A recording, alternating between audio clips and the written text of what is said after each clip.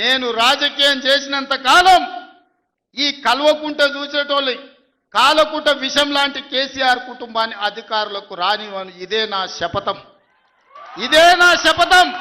కొడంగల్ బిడ్డగా ఈ గడ్డ మీద నుంచి నేను శపథం చేస్తున్నా. నేను రాజకీయాలలో ఉన్నంతసేపు రాబోయే ఎన్నికల్లో కేసీఆర్ కుటుంబానికి అధికారం అనేది ఇక కళ. బీఆర్ఎస్ పార్టీ కేసీఆర్ చరిత్ర గతమే. మీ పార్టీకి మీకు భవిష్యత్తు లేదు.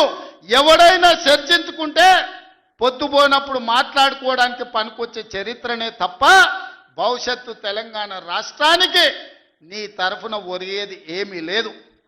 బీఆర్ఎస్ కేసీఆర్ గతమే, తెలంగాణ భవిష్యత్తు కాంగ్రెస్.